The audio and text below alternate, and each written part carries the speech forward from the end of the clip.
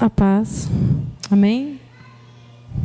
Olha, vou dizer, eu acho que eu posso ir para casa, porque o Jonathan já citou Daniel, o irmão já falou sobre Jesus ali. Cara, foi a minha pregação toda. Acho que eu vou embora. Amém? Vamos abrir então a palavra de Deus no livro de Daniel. Segura minha filha, por favor.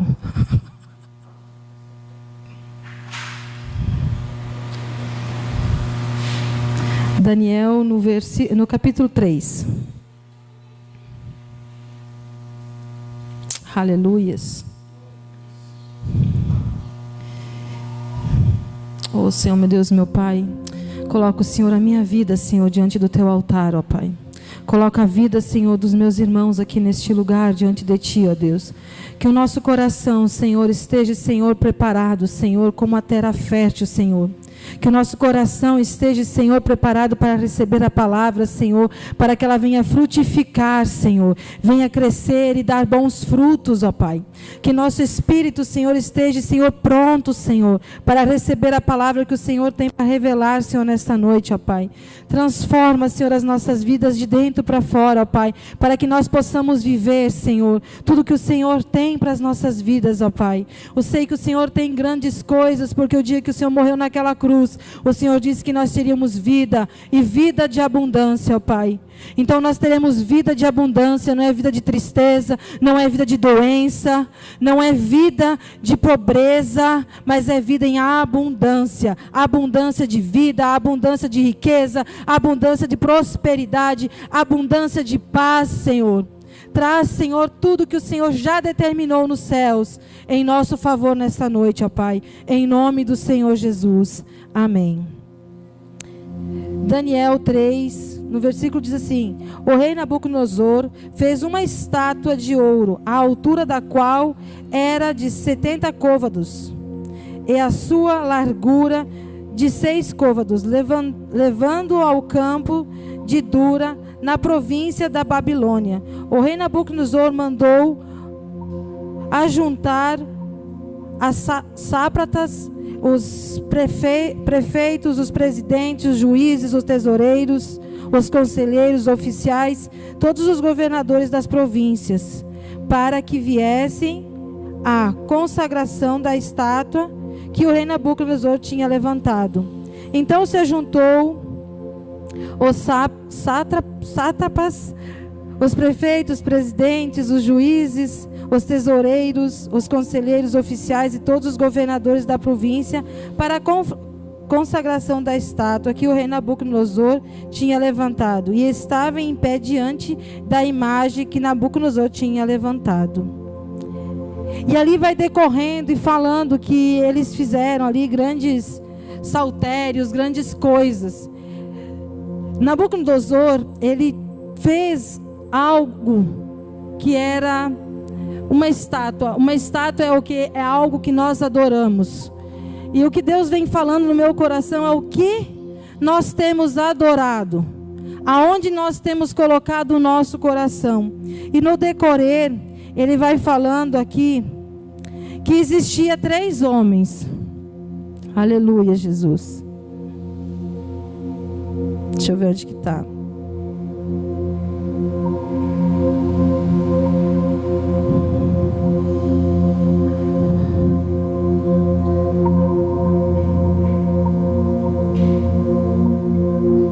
Existia 3 homens ali, ó. Sadraque, Mesaque e Abdinego. Esses homens, eles não se prostraram diante de Deus, diante dessa estátua, dessa imagem que foi feita. E nós cantamos aqui nessa noite que o Rei da Glória estava aqui, que ele entrava por essa porta. E quando ele cantava esse louvor, eu via a presença de Deus entrando aqui, mas eu via também, assim, os corações parecia que estavam tão apegados às coisas que não conseguiam nem ficar de pé. Não conseguiam nem se prostrar diante do Rei da Glória que estava nesse lugar. E meu coração ficou queimando ali. E eu levantava as minhas mãos para o céu e dizia: Senhor, a tua presença está aqui neste lugar. Mas o povo está tão temeroso pela situação que tem vivido, que não consegue nem se levantar para te adorar. Poucas eram as pessoas que estavam de pé para adorar o Deus que estava aqui neste lugar. E aqui esse povo, Sadraque, Abednego e Sadraque, não se prostraram diante de uma situação. Não se prostraram diante de um querer que o povo, o rei queria. E por causa disso eles pagaram o preço.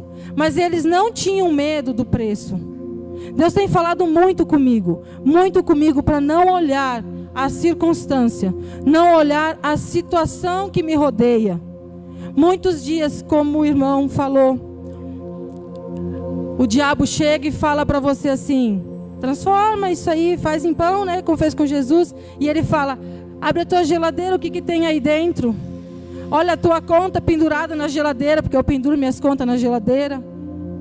E eu tenho vivido situações que o diabo chega e fala assim: mas você que fala isso, que faz aquilo, como é que você está nessa situação? Por que você vive nessa situação?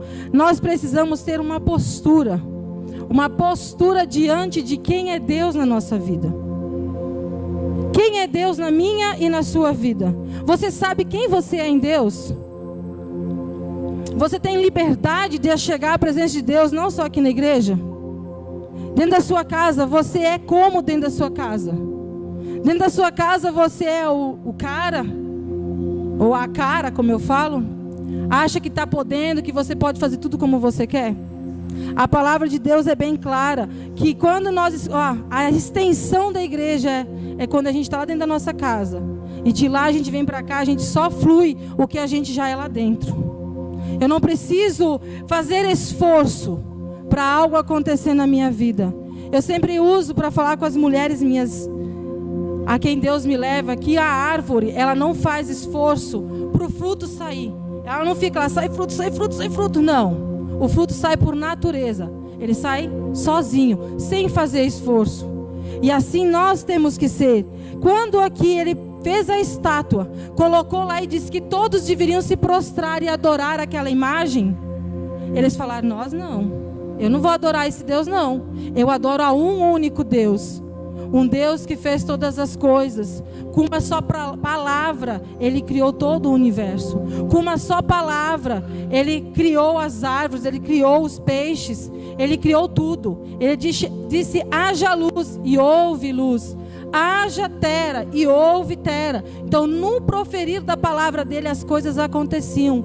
E Deus tem trabalhado assim na minha vida. Para você pegar a palavra de Deus. Foi Ele que escreveu, Ele que inspirou a pessoa que escreveu essa palavra, então veio dele. E é um ensinamento para as nossas vidas.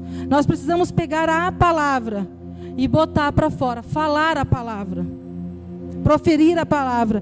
Em 2 Coríntios 4:13, se eu não me engano, fala: cri, por isso falei.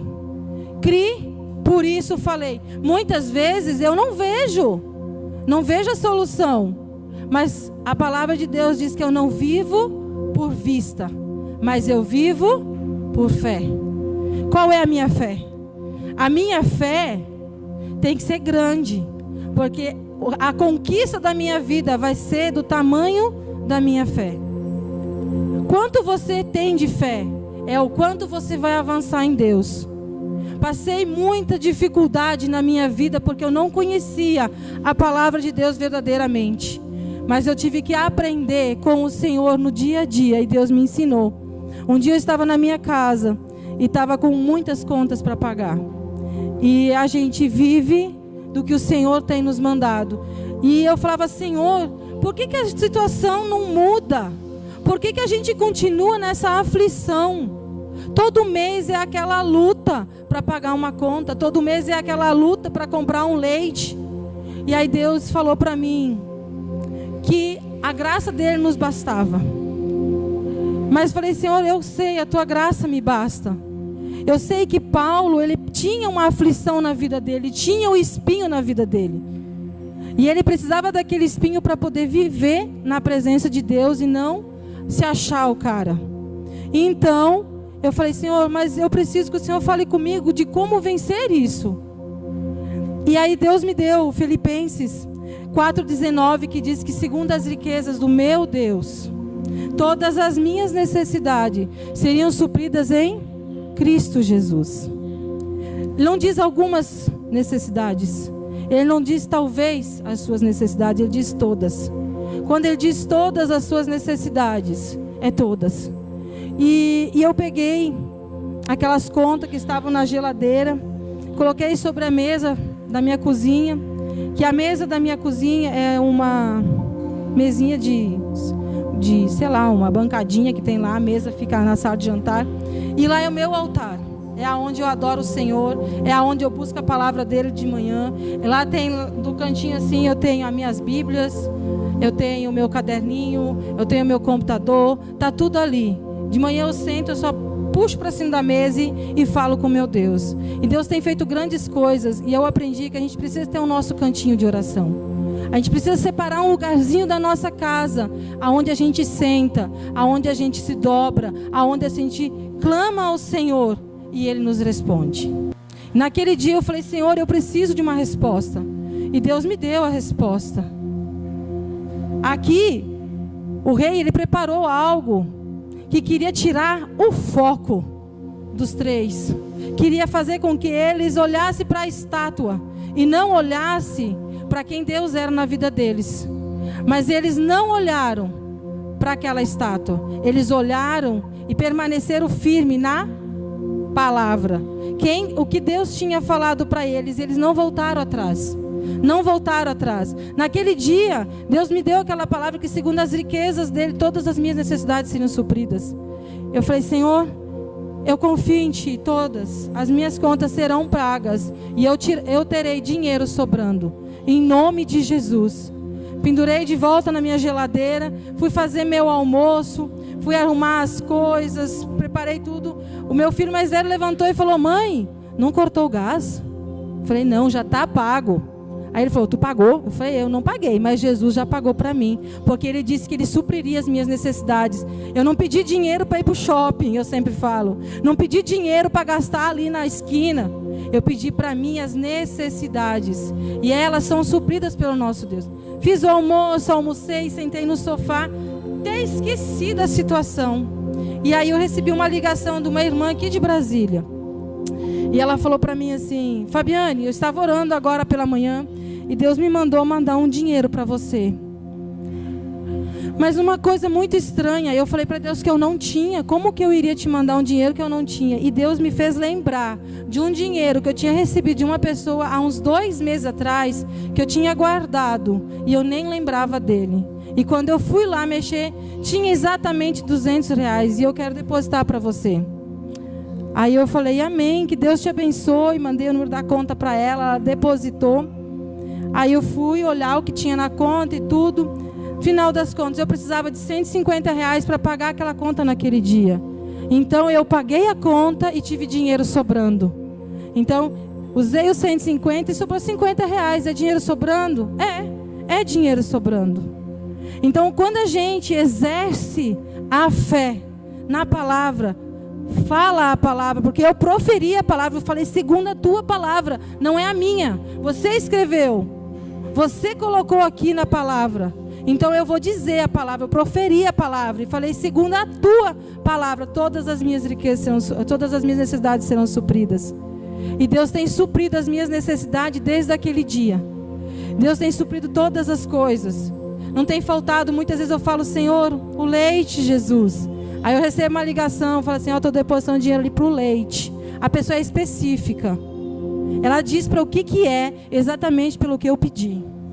E Deus não tem deixado faltar. E nós, muitas vezes, eu fui assim. Olhava para a situação dentro da minha casa, contenda, briga. E falava, Senhor, quando isso vai terminar?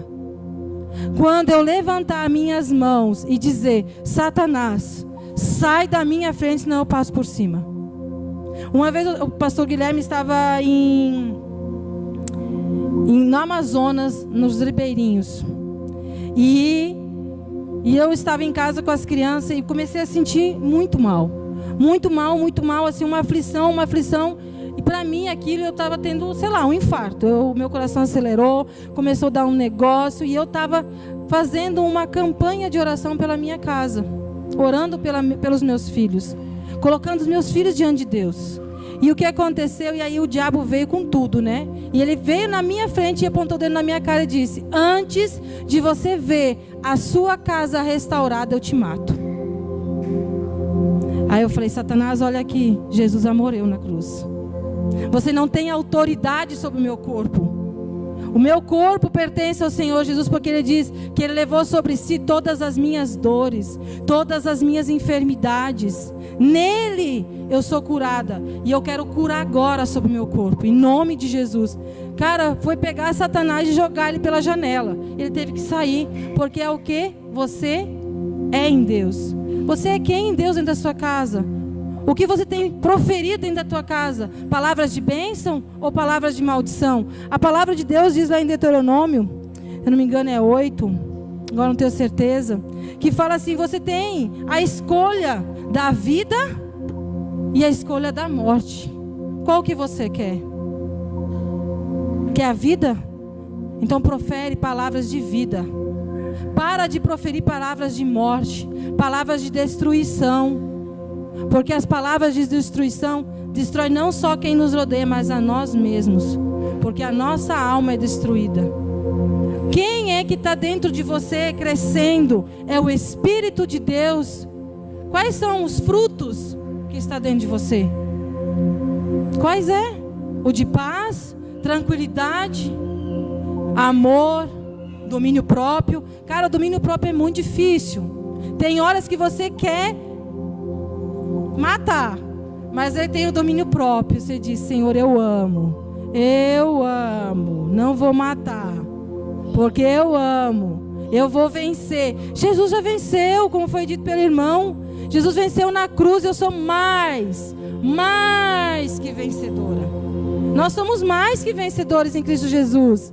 E nós precisamos dar ouvido à palavra de Deus. O que Deus tem falado a seu respeito? Que você é amado, que você é precioso, que você é mais que vencedor. Mas o diabo vem e diz para você o quê? Você não é nada, você não pode nada, você não vai fazer nada. Fica aí com o teu nada, com o teu pouquinho, porque é ali mesmo que o Satanás quer que você fique. Mas não, você é poderoso em Deus. Deus te deu toda a autoridade. Qual a autoridade que você tem? Toda. Para fazer qualquer situação, dizer: ó, sai da minha frente, essa situação não me domina mais. Pedro, quando ele foi descer do barco, Jesus disse para ele assim: venha. Mas Jesus sabia do coração dele, sabia que ele não tinha fé o suficiente de chegar até Jesus. Mas mesmo assim Jesus disse: venha. Nós precisamos ter essa fé e não desistir no meio do caminho, que nem Pedro.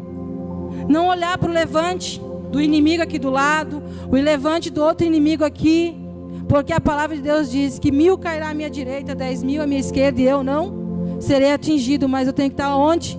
Com os meus olhos em Cristo. Em Cristo, Ele é o nosso foco, Ele é o nosso tudo. Sem Ele não podemos nada. Não podemos nada, não vamos alcançar nada, não iremos a lugar algum. Tudo vem dele. Ah, mas pastor, a situação está difícil, aconteceu isso, aconteceu aquilo. Mas uma coisa que em Romanos 8:28 diz que todas as coisas cooperam para o bem daqueles que amam a Deus, segundo o seu propósito. É o meu propósito? Não, é o propósito de Deus. Ele tem um propósito na minha e na sua vida. Hoje não era para mim estar aqui. Jamais imaginei estar em Brasília, porque eu não sabia que Deus tinha um propósito de estar aqui. Estava orando, sim, mas eu não ficava botando Deus contra a parede. Eu quero ir para Brasília, Senhor, eu quero ir para Brasília, me leva. Falei: Deus, se o Senhor tem algo, o Senhor vai me levar. E descansei, e por acaso surgiu a oportunidade de eu estar aqui. Eu não gastei nada, eu estou aqui. Deus só tem me abençoado, graças a Deus. Não tenho passado fome, Não tenho ficado a pé, porque as pessoas me buscam, me levam. E assim, quando a gente se coloca para fazer a vontade, verdadeiramente a vontade de Deus, não tem nada da nossa vida que Ele não nos dá. Porque em Efésios 1:4 diz que antes que existisse tudo, antes da consumação dos céus, antes que Deus criasse tudo, Ele já determinou algo para a nossa vida, nas regiões celestiais. Ele já te deu. Ele já te deu. E quando Jesus morreu na cruz, Ele só confirmou isso. Tudo já é teu. E nós ficamos brigando por uma coisa que já é nossa. Vamos para a igreja: Senhor, eu preciso do alimento. Senhor, eu preciso pagar a conta. Mas já é nosso. O Senhor já diz que é nosso. Então você não precisa pedir. Você precisa adorar. Adorar o Pai.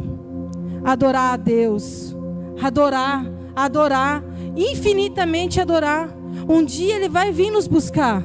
E nós não vamos mais precisar ficar pedindo. A gente vai precisar o quê? Adorar. Como que você vai chegar lá para adorar se você não consegue adorar 5 minutos aqui na terra? Não é? Qual é a tua adoração que você tem entregue todos os dias para Deus? É uma adoração verdadeira? É uma adoração que vem daqui de dentro, que muitas vezes é com lágrimas, que é com choro? Porque é assim, a gente chora na presença de Deus. Eu choro quando a presença de Deus está assim, real. O pastor Guilherme, ele fala assim: não sei por que você chora toda vez. Eu falo: porque eu não consigo resistir. É tão lindo, é tão maravilhoso, que eu sinto aqui dentro de mim, quando Ele está presente, que eu não consigo. Eu tenho vezes que eu me jogo no chão. Eu não consigo ficar de pé diante da glória de Deus, diante da presença dEle. E tem pessoas que não conseguem nem... E aí cantam: Senhor, Tu tira o meu fôlego, meus olhos... Mas é da boca para fora. Não é uma adoração que vem de dentro. Uma adoração que realmente te tira toda a estrutura humana. Porque para nós adorarmos a Deus, nós temos que estar em espírito e em verdade. Porque o Pai é espírito. Então nós devemos adorá-lo em espírito.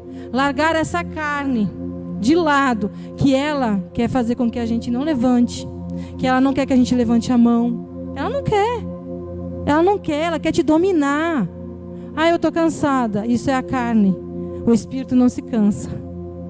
Quando você diz: estou fraca, a palavra de Deus diz que é aí que o espírito está forte. Quando você já não tem mais força, você diz: eu não consigo mais, não vou mais para frente, Senhor, é até aqui, eu não aguento. É aí que você está forte. Sabe por quê? Porque não é mais você, não é mais o seu braço, mas o braço de Deus te conduzindo. Porque aí Ele tirou a tua estrutura, a tua carne foi quebrada, mas Ele é que vai te conduzir o restante do caminho.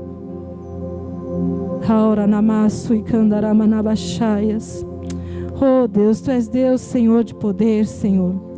Deus que restaura, Senhor, Deus que transforma. Deus que muda, Senhor, a circunstância. Deus, em nome do Senhor Jesus, entra nesta noite, Senhor, na minha vida e na vida dos meus irmãos, Senhor. Restaura, quebra, Senhor, toda palavra que foi lançada, Senhor, sobre o coração, Senhor Jesus, seja quebrado, ó Pai. E que Teu Espírito Santo, Senhor, flua, Senhor, de dentro para fora, Senhor. De dentro para fora, Jesus. Oh, Santo Tu és, Senhor Jesus. Eu creio, Senhor, no Teu agir, Senhor, no Teu manifestar, Senhor, no Teu querer, Senhor. A palavra de Deus diz que há um tempo e um modo para todas as coisas. Ele tem um tempo para fazer e tem um modo que Ele é feito. Mas não é o meu modo e nem o seu modo. Muitas vezes nós queremos que Deus faça assim. Senhor, eu quero que o Senhor desce aqui e faça assim, mas não é assim. É o tempo de Deus e há um modo de Deus para as coisas serem feitas. Não deixa a tua angústia querer fazer com que as coisas aconteçam do seu jeito, porque as coisas de Deus são boas, perfeitas e agradáveis. Aos nossos olhos, muitas vezes parece impossível, mas a palavra de Deus diz lá que todas as coisas cooperam para o bem dele. Em Romanos 12:2 diz que nós devemos renovar a nossa mente. Por que renovar a nossa mente?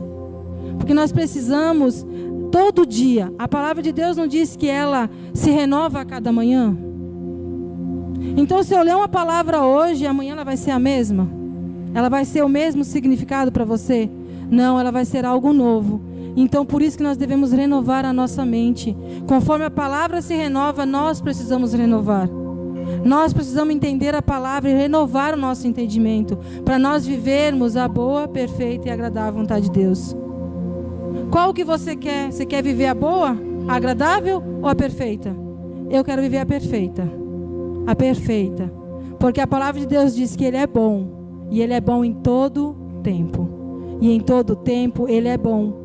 Muitas vezes nós queremos as coisas do nosso jeito, mas as coisas de Deus são muito melhor, porque a palavra dele diz que Ele nos abençoa além do que nós pedimos, pensamos ou imaginamos. Muitas vezes a gente fala assim: Senhor, eu quero um carro,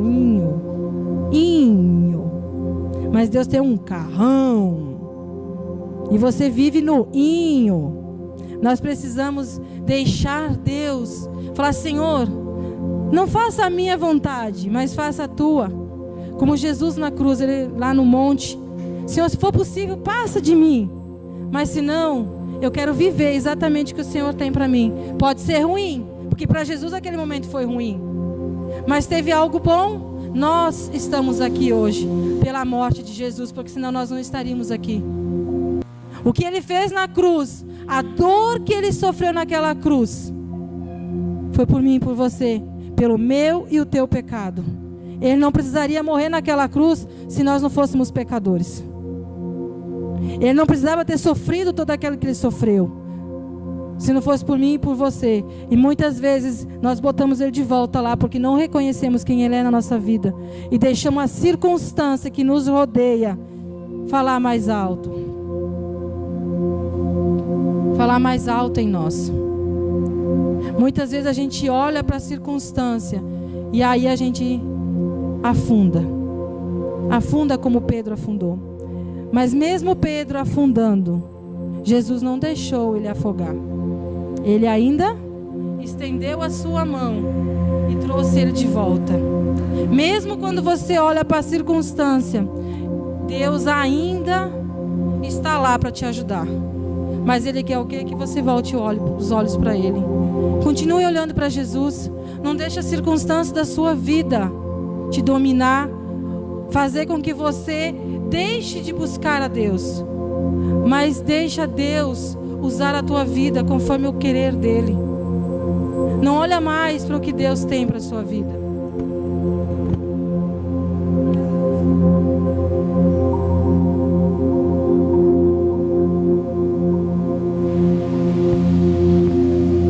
Alô?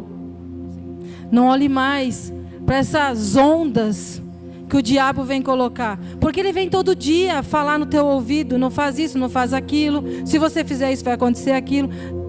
Olha Sadraque, Abdinego aqui, e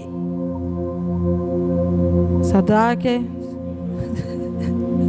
esse nome difícil, gente, eu tenho maior dificuldade, minha língua não vai. Mas enfim, esses três, eles foram jogados dentro da fornalha.